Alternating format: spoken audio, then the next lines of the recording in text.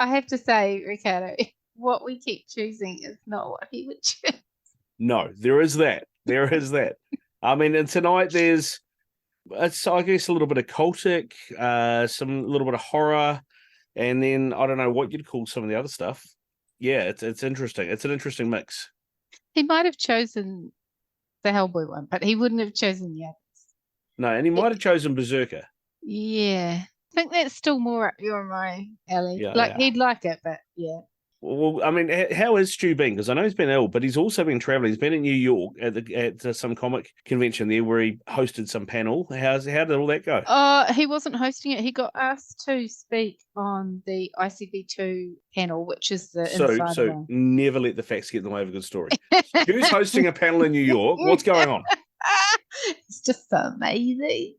So that was talking about the direct market. It wasn't for the punters that go along, it was for the industry people. I don't know if you're aware, but our Comic Hub software provides sell-through data that gets published in some of the industry magazines, and ICV2 is one of those ones that uses it accurate, up to the minute kind of real sell-through data. Like we're telling them what's sitting on shelves and shops, and what's actually sold through and what's just waiting to be picked up. So it's pretty much the first software in the world to have done this for not just for comics, So yeah, it's pretty exciting. So of course they wanted him to come on and give his 2 cents about where the industry's going and what sales going to look like on the ground in the brick and mortar stores. That's awesome. It was cool. It went really well. But he was also kind of using that invitation as a tool to speak to the publishers and meet up with our retailers that, they're like a family, the clients that we have around the world. And the Comic Cons are a really good way to catch up with them all because they all go to them. Yeah, fantastic. Yeah. Oh, that's good news. And good to see that Stu got to go stretch his legs around the Big Apple as well.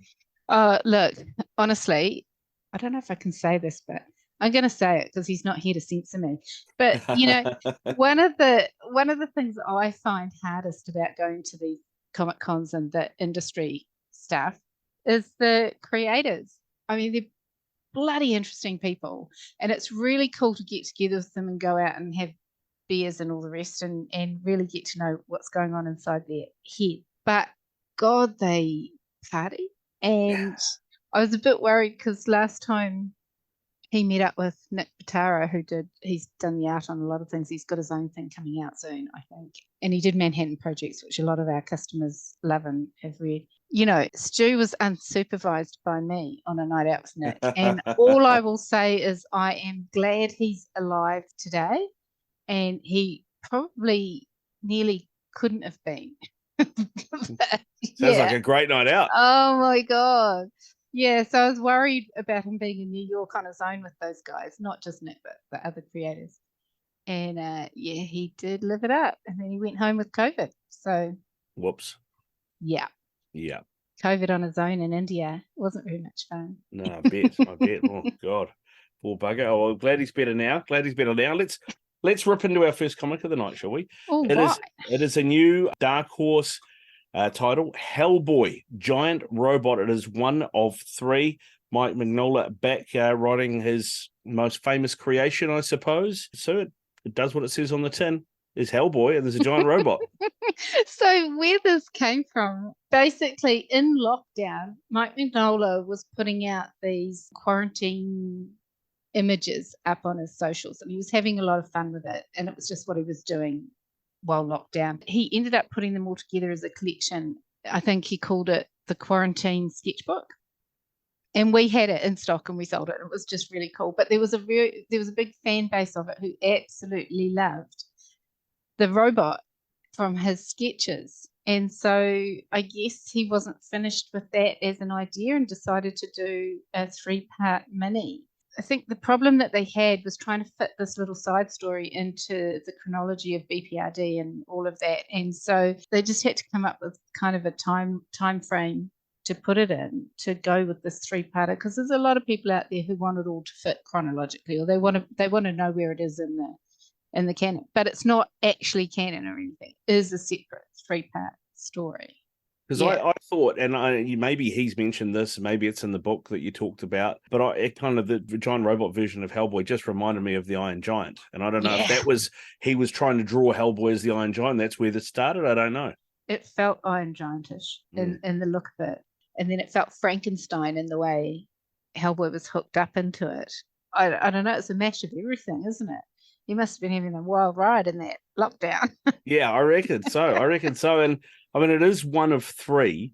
You know, I enjoyed the read, but I kind of feels like, I suppose, I can give a little bit away, but he basically gets, against his will, hooked up to this machine that then controls the giant Hellboy robot.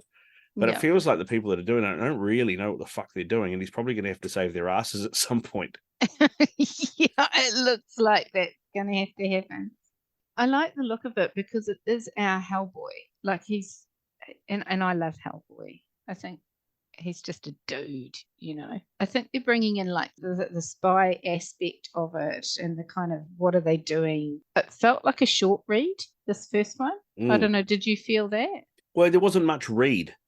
No. I felt like the art told most of the story. Yeah. But I like that. For Hellboy, I think it works.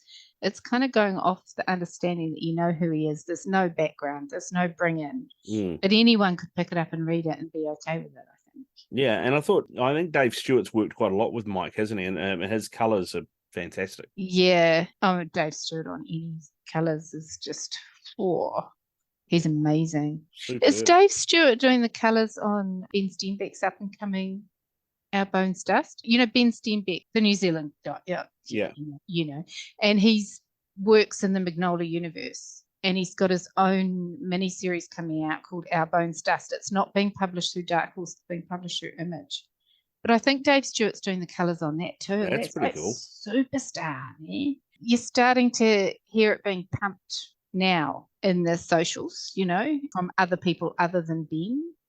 But it sounds like he had a good team. But I mean, Hellboy Giant Robot, enjoyed it. Like you said, there's a bit of few things going on, and you know, the other thing, it had a little bit of James Bond about it too. Like, you know, that kind of thing. So, and I quite like that because, you know, Hellboy, you know, when he first comes into being and, you know, what his first job is basically and how that kind of comes about fighting the Nazis and all that stuff, but it's very much sort of cloak and dagger. It kind of has a bit of a throwback to that. I really liked it. But like you said, you don't have to know a lot about Hellboy to pick this up and read it and enjoyed it. Yeah, and the likeness to Iron Giant kind of gave it a soft feel, if you ask me. Kind of a heartstring thing. And I loved how when the giant robot came to life, it was uncoordinated and falling all over the place. The first words out of its mouth were the last words out of Hellboy's mouth before he gets captured. It's like this continuation of the consciousness. Yeah, and apparently, like, you've got the big massive spiders, you know, monsters, and the kaiju in this one. And I think they've said that there's just going to be a hell of a lot more monsters, which we've had a taste of in his quarantine stuff that he did. So that's going to be really cool. And it's just a 3-part mini. I thought that was loads of fun. Yeah, totally. And you don't have to be, you know, you're not invested for a year. It's just, you know, you can get in, you can get out, and I enjoyed it. To be honest, I haven't collected any Hellboy before, but I'm tempted to collect this 3-parter as a starting place. Hellboy is, I just cannot believe how cleverly it is written, because it can be all ages. It will genuinely give adults a storyline and a, you know, genre and tropes and everything that you want, the cleverness all in the layers. But it gives the kids a horror that they can hit. There's no swear words in it deliberately. The violence is very, I'm not going to say comic violence, but it's not over the top violence, you know? It's in keeping with the story and shown in an almost delicate way. And I just think it's brilliant. They nailed it. Yeah, and I loved this. I can't wait to see the next one. It was just good fun. There you go. We're going through a few of the indies, actually. I mean, I know Dark Horse are pretty big for an indie, but we're going to go on to IDW next. And IDW have just done the first book of a series called Dark Spaces Dungeon. Scott Snyder is writing it. And this is creepy as hell. This is Oh, sort of yeah. Seven style serial kind of killer, but even more twisted than that. So Dark Spaces is an anthology series that Scott Snyder's creating. And I did not read the previous one, but I am going to go back now and read the previous one after this. And each one can be read separately. I jumped in on this and had no problem. It was a complete beginning. Yeah. Did you find it? Yeah. Yeah, I mean, it had backstory at the start, enough to jump you into the story, right? And not that you knew it was backstory when you started, but, it got you in. I certainly didn't feel like I was missing anything. No. Have you read Scott Snyder's American Vampire? No, I haven't read that. Oh, that is just one of the best horrors I've read. And this one, he's just got that creep element in it that you feel a little bit off kilter while you're reading it. It's not shock horror. And I love that. It's more of I don't know, Western horror does the shock, brutal, gruesome stuff. And this almost feels a little bit kind of European or... I'll tell you what actually it does now that I think about it, and not because that series got carried away, but the very first Saw movie, it's more clever. Yes. Yeah. And Scott Snyder does clever, because when he did Court of Owls, that to me was... Did you read any of Batman Court of Owls? Yeah, that was a great storyline. That was more horror, I felt. It was the underbelly seething beneath the civility, and the element of like the hiddenness was more of a creep than a superhero story to me. Yeah, it really embraced the gothic part of Gotham, didn't it? Yeah. Court of Owls and Night of Owls, the first 3 volumes of that New 52 are, I think, some of the best Batman story. And they kind of pillaged a little bit of that for the last movie. I was hoping they were going to do the entire thing in a Batman movie. They should have. Anyway, that's Scott Snyder, and Hayden Sherman has done the art, and I will just say it's like Ben Temple-Smith's art. Do you feel that? Yeah, I mean, he uses the color really well, like, but without it all being in your face about the color. You know what I mean? I think, like, if you're in a forest, everything's green, pretty much. There's a green tinge to the skin. There's everything, he almost themes the pages color-wise. There's a scene where there's a woman who's got red hair, and then everything in that scene is kind of tinged orange as well. I think he does that sort of stuff really, really well. It was just so... I guess we haven't really said what it's about. It's about a family who move into a new home, and they find this dungeon on their property, and the dungeon is completely kitted out, and there is some weird torture. Well, like the room itself's a torture. Yeah, it's almost like a large casket. Yeah, that you put somebody in, and then so I mean, it's not a room almost, And bits of the wall move to compress a person, and it's just like, oh my God, whose mind has this come from? Scott Snyder's. and then when they find it, there's a note in there saying, "Tell no one," and you just feel the family might be a little bit doomed, and you're just not sure what's going to go on. I'm going to stop saying more because I'm probably going to ruin the twist. I mean, how many issues is this? Do we know? Actually, I'm not sure, because there's 3 solicited, but they haven't said it's a 3-parter. I would think it's going to go for about 4 or 5 minimum. Yeah. So I mean, I guess that classic horror trope of the guy ringing up on the phone and saying, "I know you're alone in the house." It's that, but on steroids. It's like this person knows everything about everything, and what they do is they basically get off on people's suffering. Yeah, and there's also that creep, small town, which horror needs a contained environment, right? And this is a small town, and the father in the family, you can feel him going through. Is this someone in the town's dungeon? Is this someone who comes and uses this? And the paranoia over that, I just loved it. Yeah. So if you love horror, even if you love true crime, you like serial killer type stuff, you're gonna love this book. Dark Spaces Dungeon by Scott Snyder, and like you say, great artwork as well. And I really want to read number 2 already. It's like it's hooked me straight away. Oh, me too. I've put my name down for it. I just loved it. Fantastic. All right, book 3 tonight is from Vault. This is something a little different. It's called Unnatural Order. Christopher Yost writes it. Val Rodriguez is the artist. But so it's not mythological. That's the wrong term. That's historical.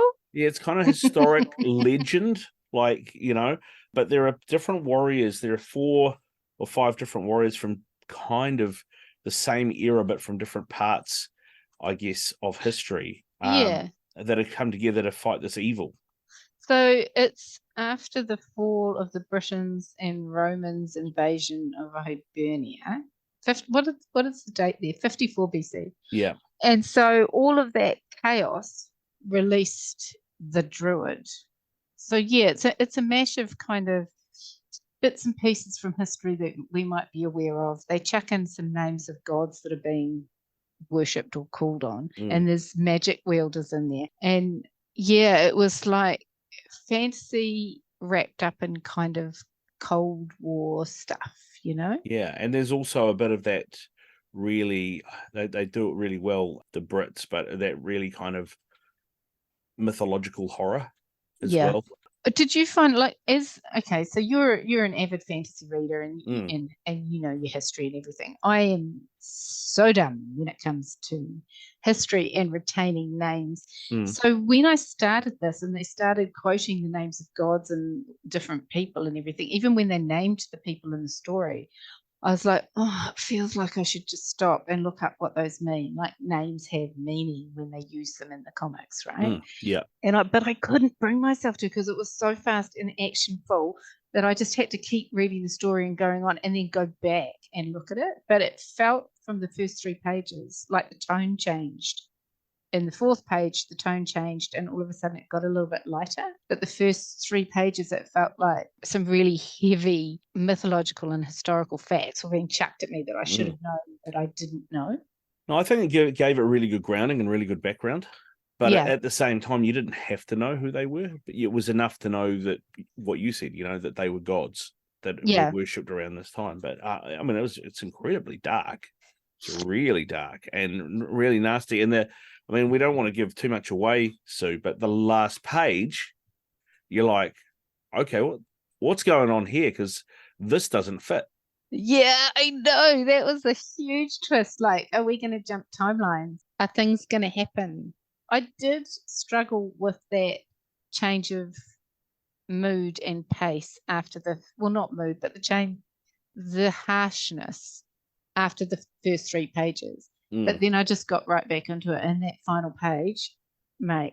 It was like the first sort of 4 or 5 hooked you in with how dark and horrible this thing is going to be. Yeah. And then they started trying to build the character backstories and the relationships between the characters.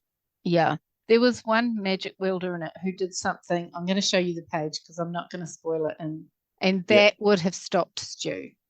He would have gone, if you got magic, you don't need to fight. You don't need to do anything else. But I loved it. I loved that mash of like this really brutal fighting Roman slaughtery power and then this magic wielder in the middle of it all.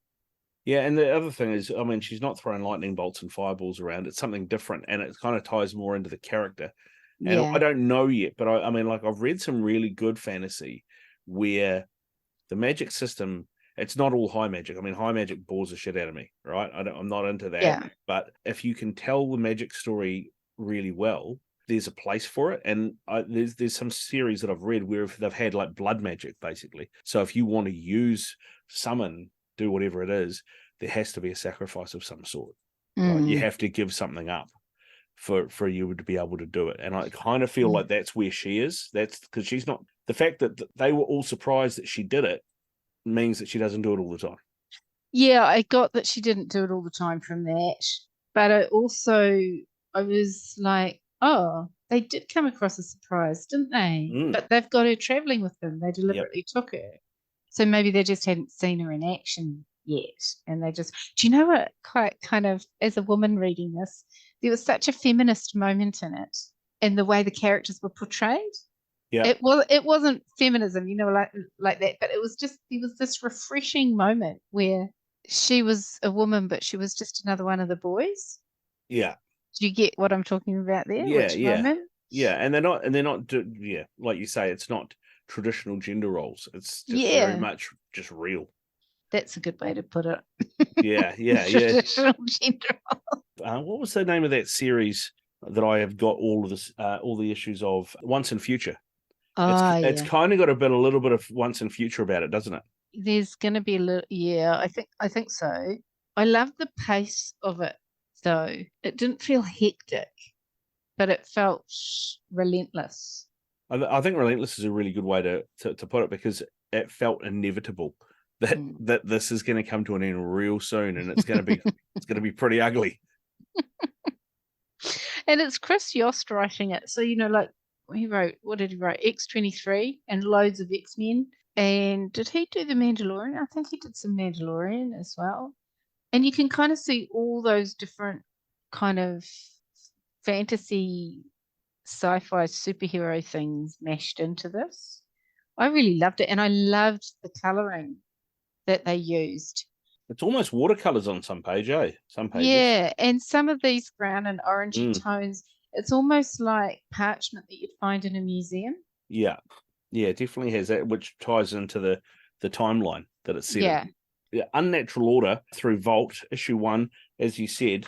Chris Yost is writer, Val Rodriguez is the artist.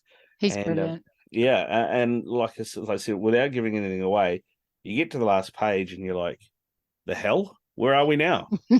Certainly a great twist, and recommend it. Recommend it if you like sort of historical horror, I guess you would call it, or mythological horror. I think you'll enjoy it. I'm gonna put it in fantasy when I do it in the shop. It's going to be in fantasy, but it's got that horror element. I mean, I'll wait and see. It's more fantasy to me now than it is horror at the moment.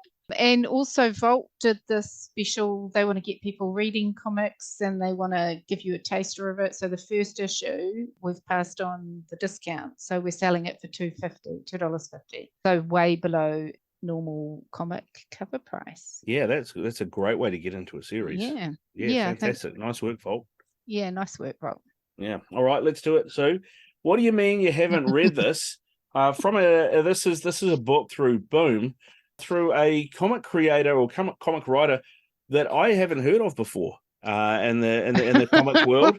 I'm not sure how you say this. Keanu Reeves, is that right? BRZRKR Volume 1. Yeah, never heard of him before, ever. You're so funny. Well, not in the comic world, you know what I mean? It's just like, but BRZRKR Volume 1. This is a crazy story. I would have thought it would have been right up your alley.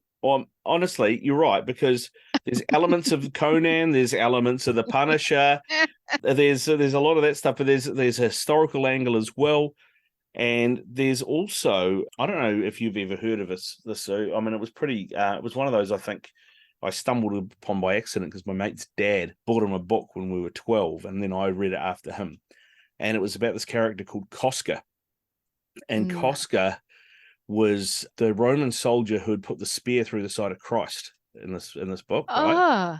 And so he was damned to live forever, to be immortal, but to always be a soldier. And he could get wounded and everything, and feel all the pain and the suffering and go through it all, but he couldn't die. And this sort of had elements of that about it as well.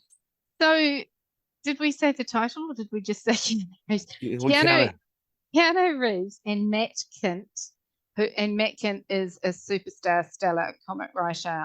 I love everything he's done. He did Mind Management, was one of his big ones. He's done a lot since, and he does really intrigue stories through the psyche of the human kind of thing.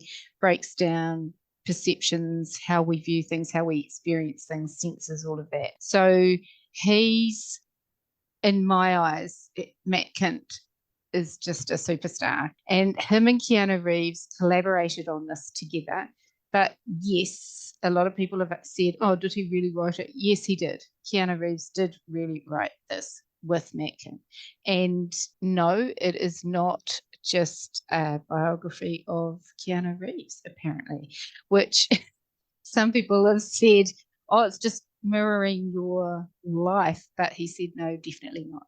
He's not 80,000 years old, last I checked. Nah, it's called BRZRKR, BRZRKR, and it's about an 80,000-year-old immortal who wants to be able to die but doesn't want to die necessarily. And so he's brokered a deal with the government special black ops team. He will be the arrowhead on the arrow. Wherever they point him, he will destroy whatever's in his way. And in return, they will break down his genome sequence and they will scan him and they will monitor him and they will figure out why he is immortal, which to me sounds like, oh, I don't know if that's a deal. Yeah. Well, I mean, he says right throughout the book, you know, he's skeptical that he thinks they're just using him to clone super soldiers. Yeah. He's skeptical that they're actually going to go through with their end of the deal. Well, it's like, you know, there was a movie called Only Lovers Left Alive. And it is one of my all-time favorite movies. And it's about these two vampires in modern day, and they are so sick to death of the cyclical nature of humanity, the governance, decline, all of those things. They're just bored with it all. They've been around too long. And it goes into like what it means to be immortal. And this really felt like a parallel to that story. Like it was kind of, there were moments where you could understand that he's out there fighting and ripping people's arms off and everything, but it's not that he's exhausted, it's that he's soul weary. And it came through in his mannerisms. Did you see that in the opening pages? It's Keanu. It's not Keanu. Sorry, it's the character looks like Keanu Reeves and John Wick. Looks like Keanu Reeves. Yeah. It does. So we'll call him B, because that's what they call him in the comic, BRZRKR B, sitting on a step and he's hunched over. And it's an exact mimic of that photo of Keanu Reeves in the bus stop or wherever he was, hunched over, sitting on his own, you know, lonely Keanu that became a meme. So they've had a bit of fun with it as well. I mean, it's like they've elevated John Wick's violence to a barbaric level. Oh, yeah, the violence of this is just, like, I mean, like I said, I read a lot of Conan, Savage Sword, Punisher. This is up there. This is some of the most violent, gory stuff you've ever seen. And it's page after page. Yeah. But the moral dilemma and the grief that he's carrying and the need to go deep into himself to figure out his origins and why he is immortal is, I just feel like it's going to rip him apart, you know, that introspection. The introspection. I mean, and in that way, it has a bit of Wolverine about it too. Yeah, true, actually.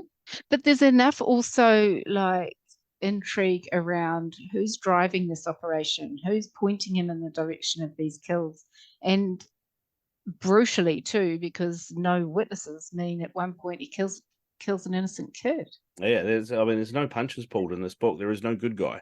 No, and it's messing with me. It's messing. And because as much as it's set now, a lot of it is them trying to regress his memory to find out where he came from and how he was basically, because they get that he was created somehow, but not, you know, and so they're trying to figure that out. But his regression of his memories, there's some pretty gnarly stuff in there. You know, and a lot of it, and I wonder if this is Matt Kindt's, he does a lot of kind of social commentary and science commentary in amongst, or study of the mind in amongst his work. And one of the things that they set up for you right at the beginning of the story is that his parents were in a village 80,000 years ago, and the village needed a protector. They needed someone to fight for them. And so the mum struck a deal with God, and that he believes, BRZRKR believes, he is part God and part human, and that is why he is immortal. And so there's this really interesting sub kind of social commentary that went on for me around vengeful gods and the way society is structured because of our fear of doing wrong, as opposed to, you know, not having something to fear to keep you on the straight and narrow. There was a lot of that going through my head, tying it down to the morality of what soldiers do and how we use and abuse soldiers. And it kind of felt like BRZRKR was in that category. Yeah, I mean, he's got 80,000 years of PTSD to deal with, I basically, doesn't he? know. But then the other thing that I found really interesting, like they're studying his brain in the comic and they're telling him what they're studying and having a look at it. That was almost like mirroring the science of, the Hadron Collider trying to find the Higgs boson so that it could find the creator particle to know, what we need to know about creating. And in the real world science, sometimes that's talked about as we need to know that for the grace of humanity or whatever, but in other circles it's talked about as whoever understands that is supreme winner of all and would be used nefariously. I got really obsessed with this institute called the Blue Brain Institute, and it started like decades and decades ago, and it was what they wanted to do was splice a mammal's brain neuron by neuron, rebuild that neuron by neuron in a working brain and in a computer 3D working brain, right?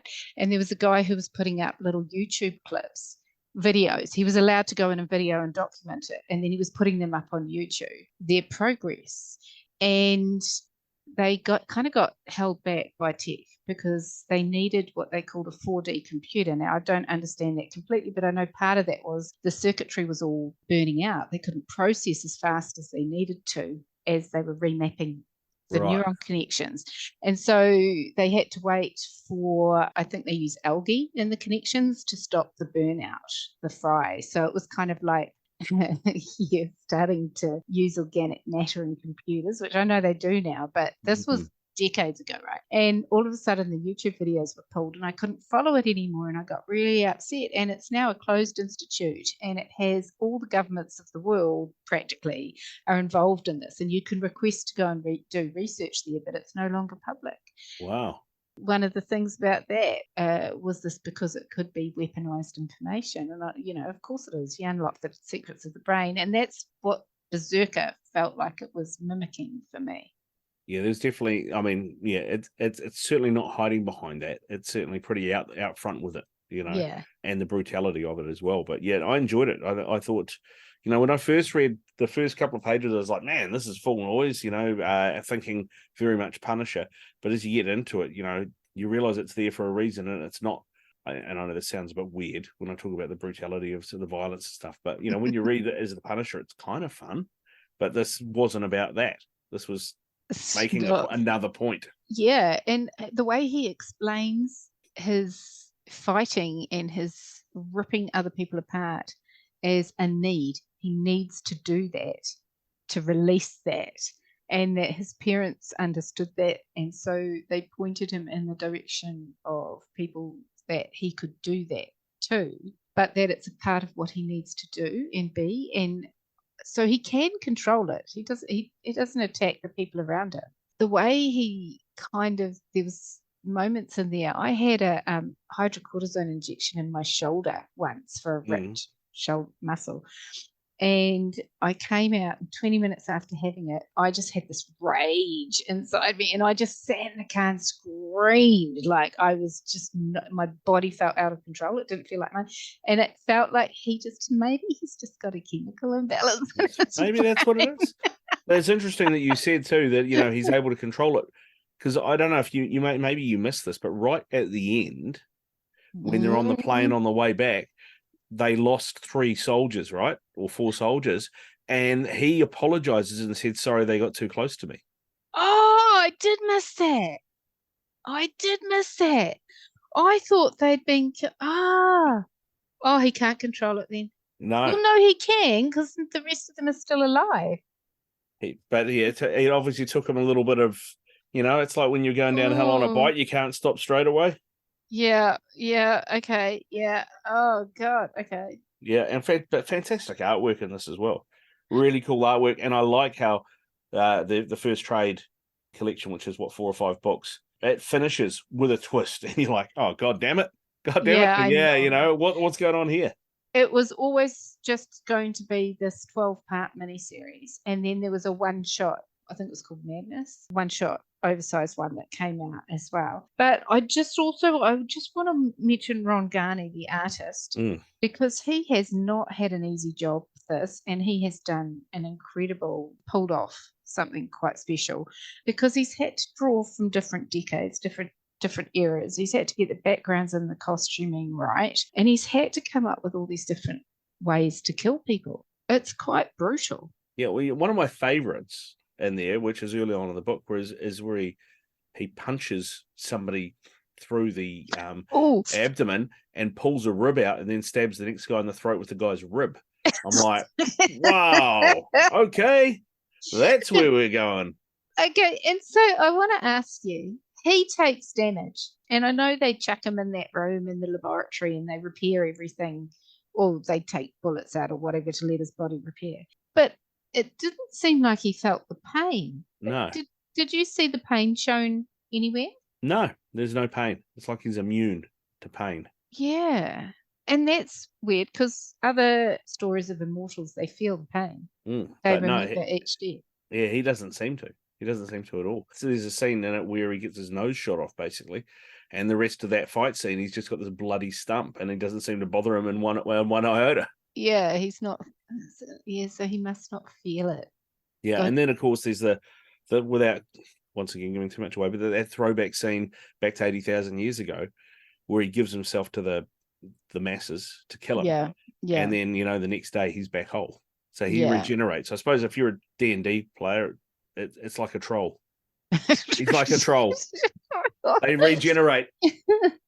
So long as you roll the right die. Yeah, exactly. It was interesting because one of my favorite comics ever was Greg Rucka's Old Guard.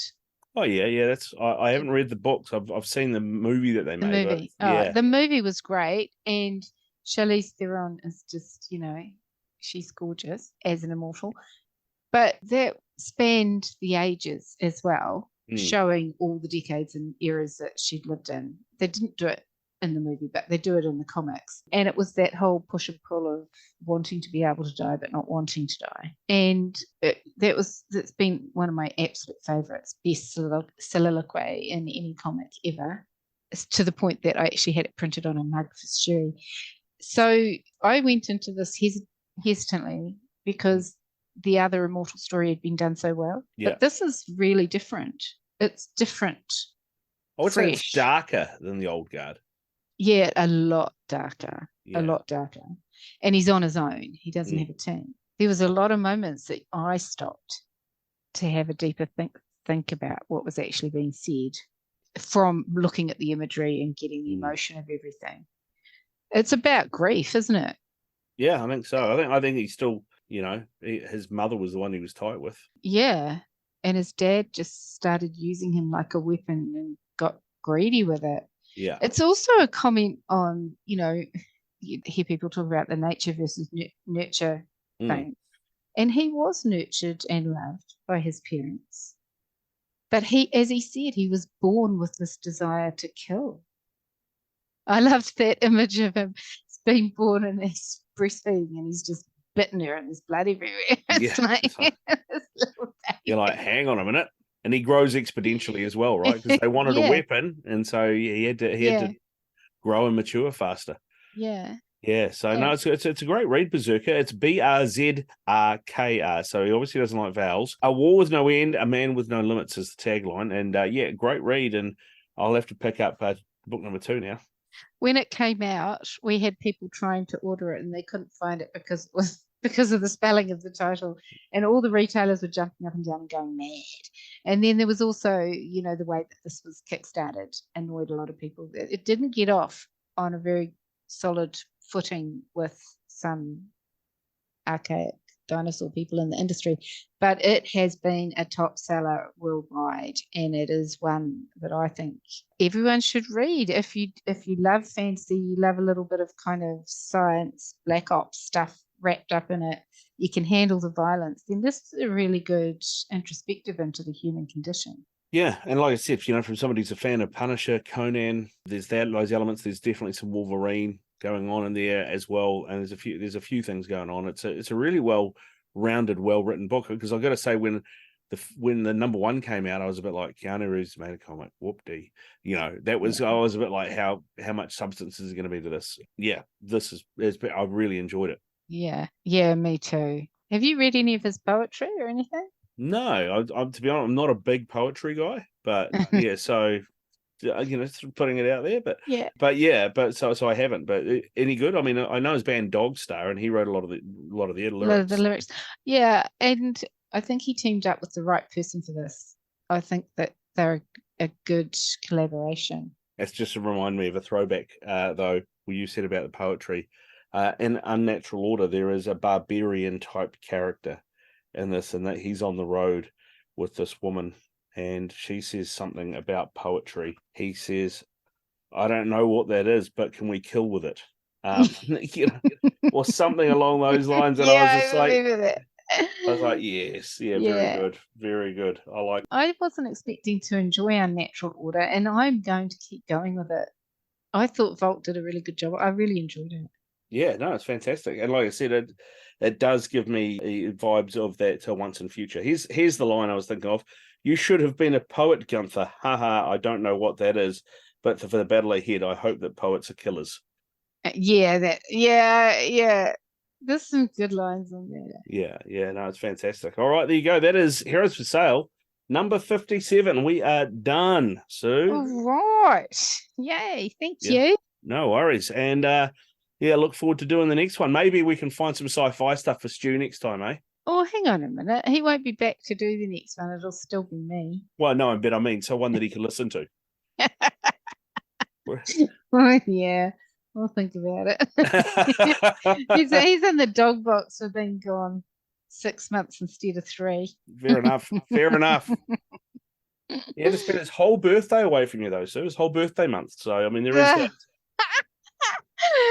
That tells you, Riccardo. That tells you how serious this job is. Obviously. He gave up that month. He did. All right, good stuff. We'll be back with another one soon.